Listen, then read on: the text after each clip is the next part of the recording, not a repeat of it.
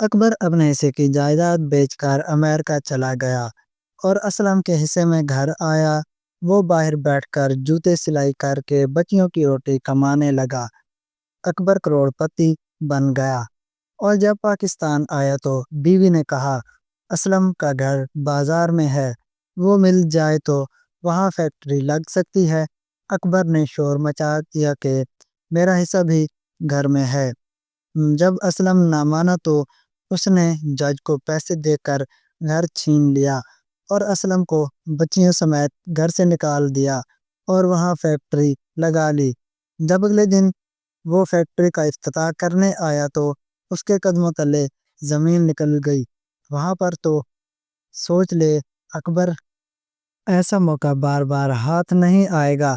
اکبر کے دوست نے اسے سوچ میں ڈوبا دیکھا تو 7 اپ کی بوتل کا ایک گھونٹ بھرتے ہوئے دوبارہ سے کہا۔ اکبر کہنے لگا بات تو تیری ٹھیک ہے، ڈرائیوری بھی مجھے اچھی طرح آتی ہے اور یہاں پھاڑے ٹیکسی چلانے پر ہاتھ میں کچھ نہیں آتا۔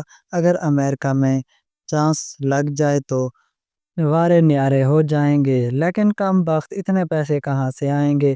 اکبر کا دوست ٹھنڈی بوتل پینے کے بعد کہنے لگا ارے تیرے ابا کی دکان کس دن کام آئے گی، اسے بیچ دیں۔ اکبر نے کہا بیچ تو دوں لیکن چھوٹا بھائی اس دکان سے اپنے حصے کا تقاضا کرے گا۔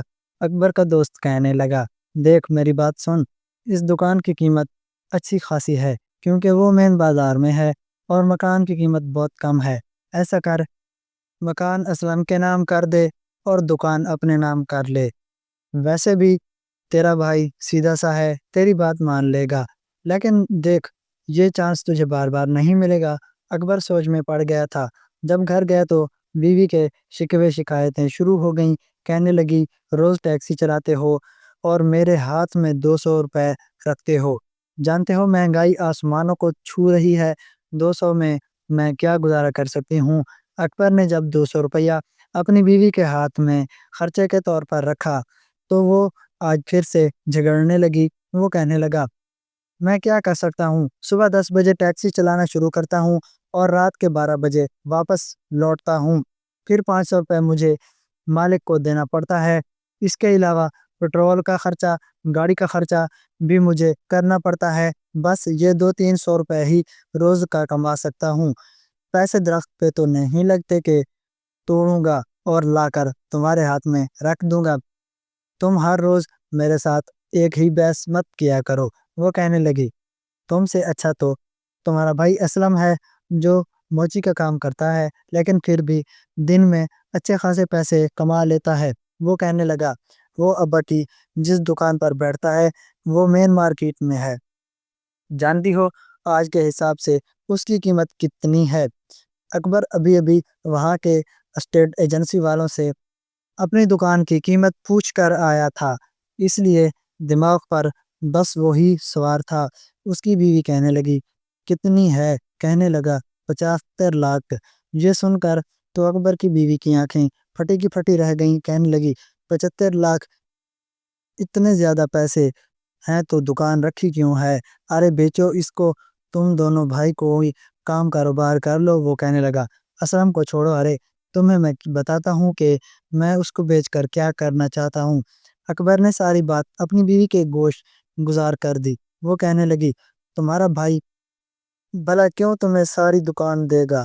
کہنے لگا اس لیے کہ میں اسے چھوٹا سا گھر دے دوں گا، اس کی قیمت 15 سے 20 لاکھ ہوگی، میں اسے بیوقوف بنا کر یہ گھر اس کے نام کر دوں گا اور دکان اپنے نام کروا لوں گا۔ بس جیسے ہی دکان میرے نام ہوئی میں اسے بیچ کر امریکہ چلا جاؤں گا، وہاں جا کر گاڑی چلاؤں گا اور تمہیں ڈالر میں پیسے بھیجوں گا۔ وہ کہنے لگی لیکن اگر گھر اس کے نام کر دو گے تو وہ ہمیں گھر سے نکال دے گا۔ اکبر کہنے لگا تم اپنے میکے چلی جانا، جب میں پیسے بھیجوں گا تو کرائے کا گھر لے لینا، بلکہ پھر تو میں اتنے پیسے بھیجوں گا کہ تم اپنا گھر بھی بنا سکتی ہو۔ اکبر کی بیوی پہلے ہی لالچ عورت تھی، فوراً مان گئی۔ اب اکبر یہ سوچ رہا تھا کہ وہ اسلم کو کیسے بیوقوف بنائے۔ جس دکان کو بیچنے کی بات اکبر کر رہا تھا اس پر اسلم موچی کا کام کرتا تھا، اور وہاں پر اس کا کام بہت اچھا چل رہا تھا۔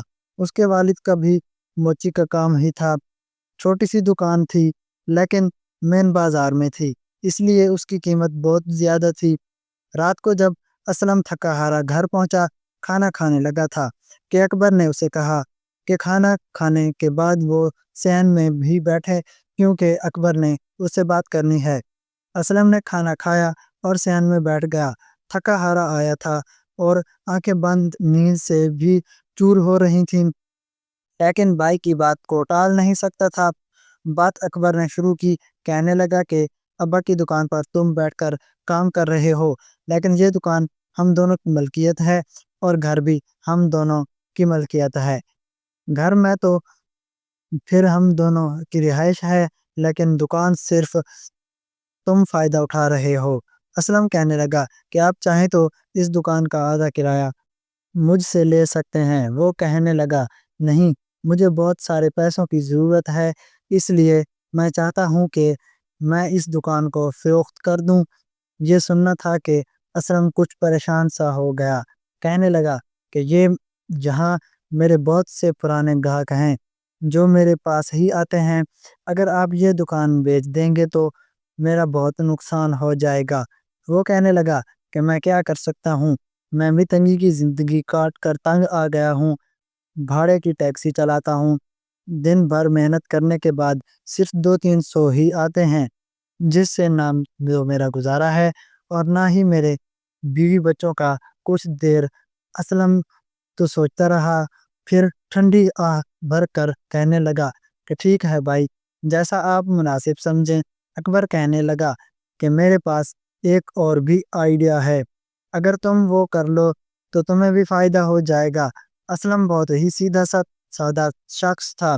اکبر کہنے لگا کہ جتنی قیمت کی دکان ہے اتنی قیمت کا یہ گھر بھی ہے، ایسا کرو یہ گھر تم لے لو، کیونکہ اگر میں نے گھر بیچا تو تمہارے بچے بھی گھر ہو جائیں گے۔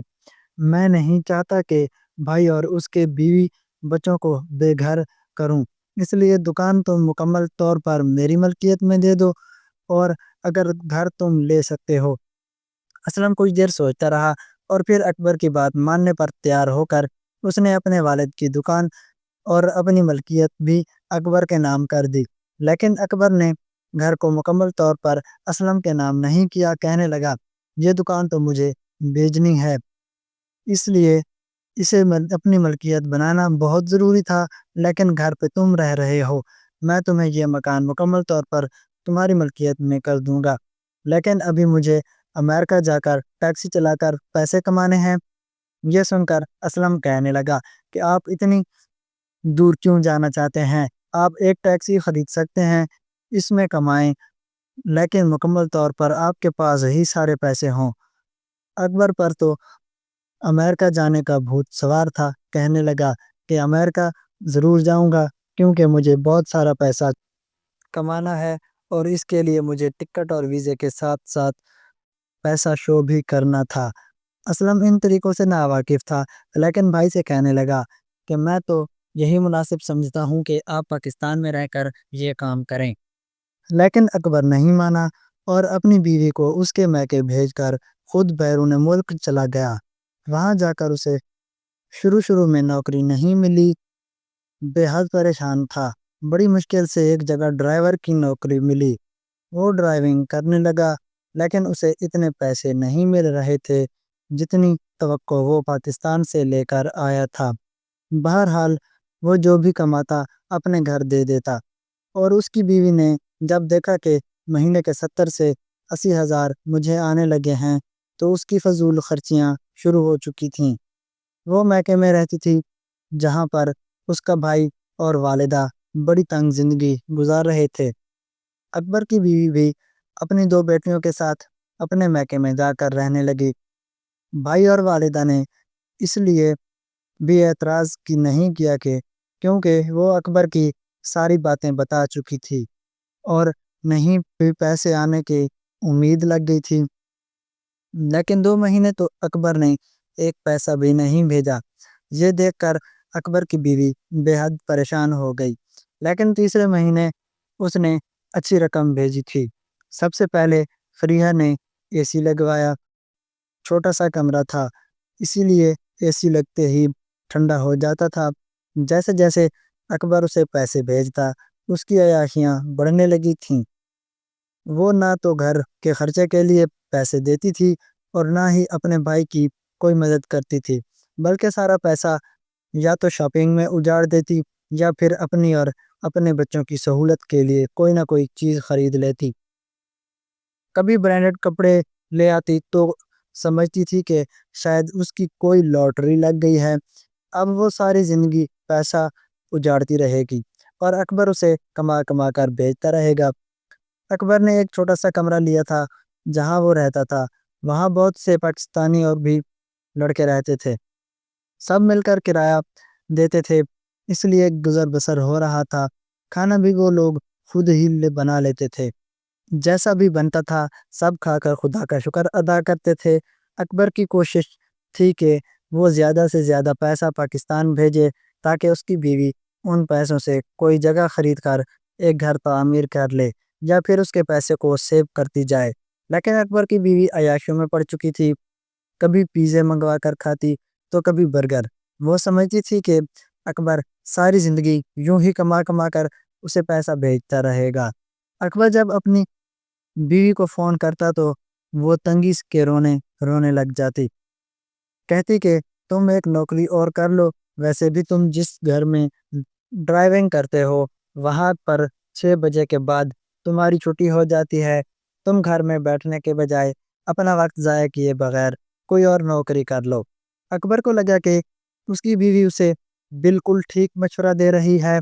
وہ جیسے ہی 6 بجے گھر واپس آتا، کھانا کھا کر پھر کہیں اور ڈیوٹی پر چلا جاتا جہاں وہ دوسری جگہ نوکری کرنے جاتا تھا۔ اس مالک کی بیٹی بڑی ہی خود سر قسم کی تھی، اکبر کو بالکل اپنا زر خرید غلام سمجھتی تھی، اس سے یوں بات کرتی تھی جیسے کہ اس نے نوکری کرنے کے ساتھ ساتھ اپنی عزت بھی ان کے آگے بیچ دی ہو۔ ہر وقت وہ کہتی کہ تم لوگ پیسہ کمانے کے لیے امریکہ آتے ہو اور پیسے کی لالچ میں کچھ بھی کر سکتے ہو۔ کبھی وہ اکبر سے کہتی کہ میرے جوتے صاف کرو اور کبھی بلا وجہ کی شاپنگ کر کے اسے سامان پکڑاتی رہتی۔ کئی میل وہ پیدل چل لیتی تھی اور اس کے ساتھ اکبر کو بھی چلنا پڑتا تھا۔ لیکن ایک بار تو اس لڑکی نے حد ہی کر دی، جیسے ہی شاپنگ کر کے مال سے باہر آئی اکبر سے کہنے لگی کہ سارا سامان گاڑی میں ڈال دو۔ اس نے سارا سامان گاڑی میں ڈال دیا، پھر اس سے کہنے لگی کہ گاڑی میں چلاؤں گی اور تم میری گاڑی کے پیچھے پیچھے بھاگتے ہوئے گھر آؤ گے۔ یہ سن کر اکبر نے حیرت کا اظہار کیا تھا، کہنے لگا بی بی جی یہ آپ کیا کہہ رہی ہیں؟ وہ کہنے لگی جیسا کہہ رہی ہوں ویسا ہی کرو، میرے جوتے صاف کرو۔ اکبر کو یہ کام نہایت برا لگا، وہ کہنے لگا کہ میں محنت ضرور کرتا ہوں لیکن کسی کے جوتے صاف نہیں کروں گا۔ وہ کہنے لگی کہ اپنے جوتے صاف کرنے کے بدلے میں تمہیں الگ سے $20,000 دوں گی۔ اکبر کا لالچ جاگ گیا اور اس نے اس کے جوتے صاف کر دیے۔ وہ کہنے لگی کہ میں جانتی ہوں کہ تم پیسے کے لیے کچھ بھی کر سکتے ہو۔ اکبر نے جھوٹ بولنا شروع کر دیا کہ میری بیوی بہت بیمار ہے، اسے نہ جانے کون سی بیماری لگ گئی ہے، اس لیے میرا پیسہ دیں، میں اس کا علاج کروانا چاہتا ہوں۔ اکبر نے مجبوریوں کا رونا شروع کر دیا تھا۔ وہ لڑکی کہنے لگی کہ ٹھیک ہے، میں تمہاری مدد کر دیا کروں گی۔ اکبر 2 ڈیوٹیاں کرنے لگ گیا اور اس کی نیند پوری نہیں ہوتی تھی۔ اکثر وہ نیند میں چور آنکھوں سے گاڑی چلا رہا ہوتا تھا، لیکن ایک بار جو کچھ اس کے ساتھ ہوا وہ بیان نہیں کر سکتا۔ ایک بار وہ رات کے وقت ڈرائیونگ کر رہا تھا، گاڑی میں وہ لڑکی بھی بیٹھی تھی۔ وہ لڑکی اکبر کو بے تحاشا تنگ کرتی تھی، اسے جلد کوئی چیز پسند نہیں آ رہی تھی۔ وہ دکانیں گھوم گھوم کر تھک گیا تھا، اس لیے ڈرائیونگ نشست پر بیٹھا تھا۔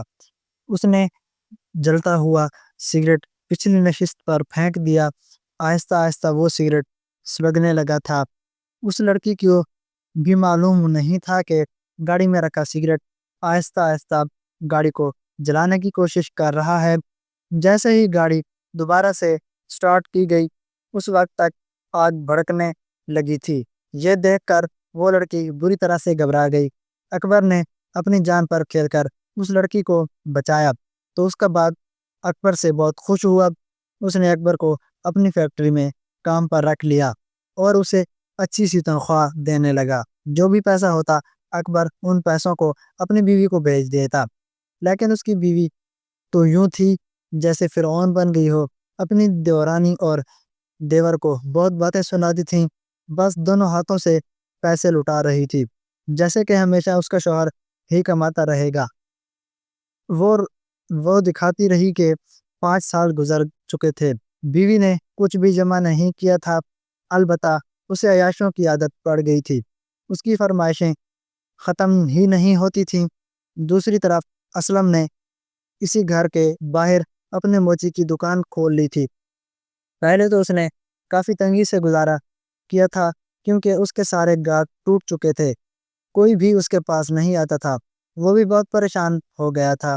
بیوی بچوں کو بھی بہت مشکل برداشت کرنی پڑی، لیکن اس برے وقت میں بھی اس کی بیوی نے اس کا ساتھ دیا۔ بچوں کو پیٹ بھر کر روٹی اور چٹنی کھلانے کے بعد وہ اسلم کے پاس آ کر بیٹھ گئی۔ اصل میں اسلم اس وقت اپنا سر پکڑے بیٹھا تھا۔ برسوں کی کمائی اور اس کی محنت پر اکبر پانی پھیر چکا تھا۔ بعد میں اسے لوگوں نے بتایا کہ دکان کی قیمت بہت زیادہ تھی اور اکبر نے جو گھر اسے دیا تھا وہ اس وقت کم مالیت کا تھا، لیکن اسلم نے اپنی زبان سے شکوہ نہیں نکالا تھا۔ اس کی بیوی نماز کی پابند تھی، اسے تسلی دینے لگی کہ تم پریشان مت ہو، مشکل وقت اللہ تعالیٰ اپنے ہی بندوں پر ڈالتا ہے اور اسے ہٹاتا بھی خود ہے، تمہارے بھی دن پھر آ جائیں گے۔ وہ کہتا برسوں کی کمائی اور محنت پر میرے بھائی نے پانی پھیر دیا، میں تو دوبارہ سے زیرو پر آ کر کھڑا ہو گیا ہوں، پھر سے محنت کروں گا تب ہی کسی مقام پر پہنچوں گا۔ اس کی بیوی کہنے لگی تم اکیلے نہیں ہو، نہ خود کو اکیلا سمجھو، میں ہر قدم پر تمہارا ساتھ دوں گی۔ اسلم کا ہاتھ پکڑ کر اس کی بیوی نے اسے تسلی دی۔ وہ ہلکا سا مسکرا رہا تھا۔ پہل تو اسلم دوسروں کی جوتیاں ہی مرمت کرتا تھا، لیکن ایک بار اس کی بیوی نے اپنے ہاتھ کی انگوٹھی اتار کر اسلم کے ہاتھ میں رکھ دی، جو اس کی بیوی کا کل اثاثہ تھی۔ انگوٹھی دیکھ کر اسلم نے اپنی بیوی کو حیرت سے دیکھا، کہنے لگا یہ تو وہ ہے جو میں نے تمہیں منہ دکھائی کے طور پر دی تھی اور کہا تھا کہ حالات کیسے بھی ہوں تم اسے اتار کر بیچو گی نہیں۔ وہ کہنے لگی اسلم یہ وقت جذباتی باتوں کا نہیں، تم اسے بیچ دو اور نئے جوتے بنا کر دکانداروں کو دکھاؤ، ہو سکتا ہے کہ تمہیں نئے جوتوں کا آرڈر ملنا شروع ہو جائے، پھر تم مجھے یہ انگوٹھی دوبارہ بنوا دینا۔ اسلم کا دل بجھ کر رہ گیا تھا، اس نے سوچا بھی نہیں تھا پر اس پر ایسے حالات بھی آئیں گے کہ بیوی کو پہنائی گئی سونے کی انگوٹھی بھی اسے بیچنی پڑے گی۔ بہرحال اس نے وہ انگوٹھی بیچ کر چند جوتے خود بنائے۔ جب وہ جوتے اس نے مارکیٹ میں دکھائے تو دکاندار نے فوراً وہ جوتے خرید لیے، کیونکہ وہ کافی مضبوط اور خوبصورتی سے بنائے گئے تھے۔ وہ جوتے دکاندار کے فوراً بک گئے۔ وہ دکاندار بےحد خوش تھا، کیونکہ اس نے وہ مہنگے داموں بیچے تھے۔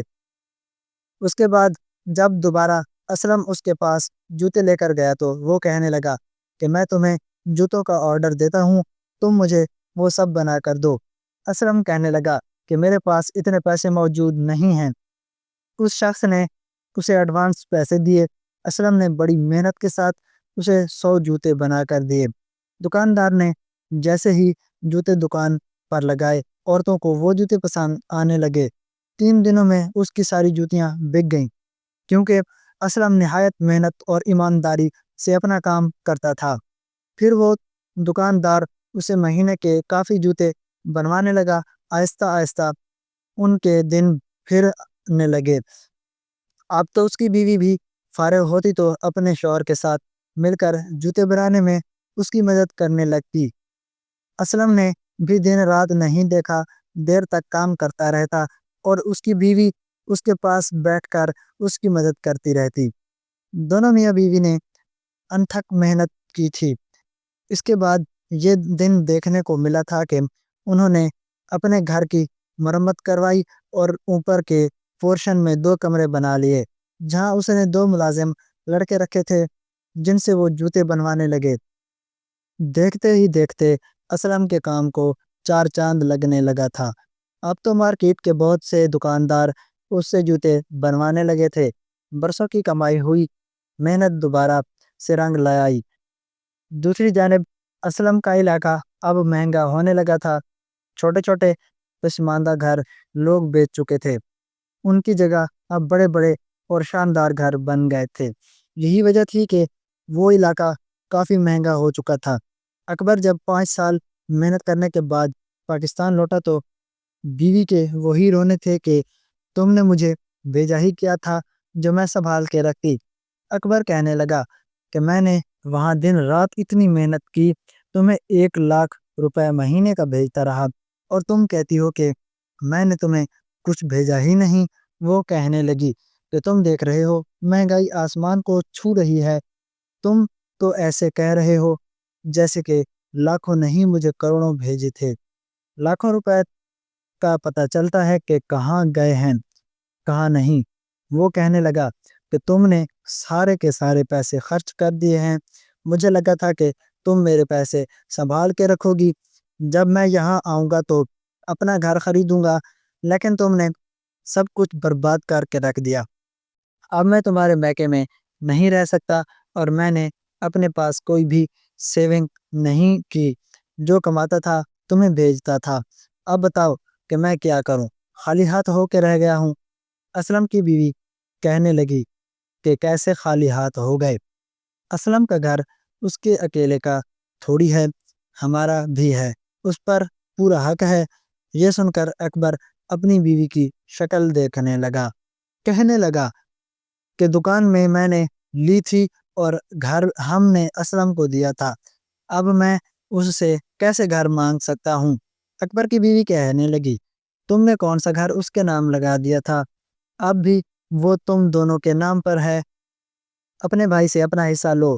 ویسے بھی ان 5 سالوں میں اس محلے کا تو نقشہ ہی بدل کے رہ گیا ہے، سارے چھوٹے اور پسماندہ گھر بک کر بڑے گھر بن گئے ہیں۔ اسلم نے بھی اپنا گھر 2 منزلہ بنا لیا ہے، لاکھوں کما رہا ہے، اسے کوئی فرق نہیں پڑے گا، تم اس سے اپنا گھر مانگو۔ اکبر نے ایسا ہی کیا تھا، وہ اسلم سے ملنے گیا تو اسلم نے اسے سینے سے لگایا تھا۔ اسلم کے گھر کو دیکھ کر تو اکبر کی آنکھیں پھٹی کی پھٹی رہ گئی تھیں، ہر سہولت موجود تھی۔ کہنے لگا کہ تمہارے تو ٹھاٹ ہی دیکھے نہیں جاتے، تم تو میرے پیسے پر عیش کر رہے ہو۔ یہ سن کر اسلم نے حیرت سے بھائی کی طرف دیکھا، کہنے لگا کہ میں نے کیا کیا ہے؟ وہ کہنے لگا کہ اس گھر پر میرا بھی حصہ ہے، میں 5 سال ملک سے باہر دھکے کھانے کے بعد بھی خالی ہاتھ رہ گیا ہوں، مجھے اس گھر میں اپنا حصہ چاہیے۔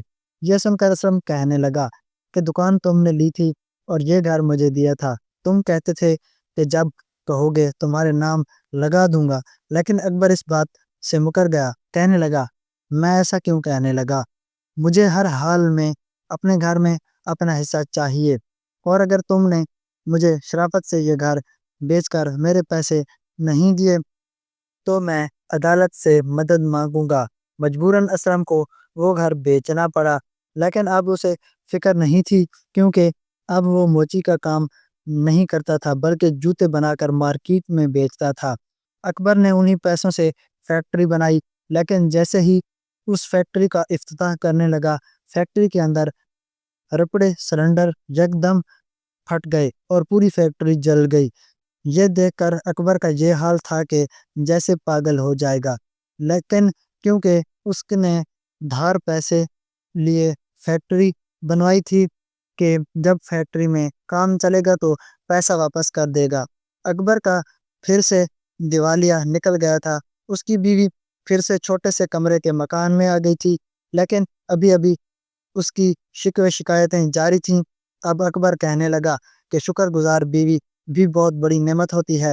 اسلم کی بیوی نے ہر حال میں اس کا ساتھ دیا، ہر حال میں اللہ کا شکر ادا کیا، اور دیکھو اللہ نے اسے ایسا نوازا ہے کہ وہ پھر سے اپنا گھر بنا چکا ہے۔ لیکن تم نے نہ پیسہ سنبھالا اور نہ ہی اللہ کا شکر ادا کیا، تم نے ہمیشہ یوں ہی کھنگلی بیٹھی رہو گی۔ اس کی بیوی کہنے لگی، مجھے اب تنگیاں برداشت نہیں ہوتی، مجھے تو عیاشیوں کی عادت پڑ گئی تھی، ایسا کرو تم دوبارہ سے امریکہ چلے جاؤ۔ وہ کہنے لگا، میرے پاس ایسا کچھ نہیں بچا جسے بیچ کر میں امریکہ چاہوں، یہی رہوں گا اور تنگیاں برداشت کروں گا، اور اگر اب بھی تمہیں مجھ سے کوئی شکایت ہے تو میں تمہیں طلاق دے دوں گا۔ اکبر کی بیوی رونے لگی، آج بھی پھٹے پرانے کپڑوں میں ہی وہ گزارا کر رہی تھی اور زبان پر وہی شکوے شکایتیں تھیں۔ اللہ کا شکر ادا کرنے والوں کے دن اللہ تعالیٰ ہمیشہ پھیر دیتا ہے، جیسے کہ اسلم کے پھر گئے۔ ناظرین، آپ کو آج کی ہماری کہانی کیسی لگی؟ کومنٹ باکس میں اپنی قیمتی رائے کا اظہار ضرور کیجیے گا، اور چینل پر نئے ہیں تو ہمارے چینل شیپ ٹول کو سبسکرائب کر دیں۔ اللہ حافظ۔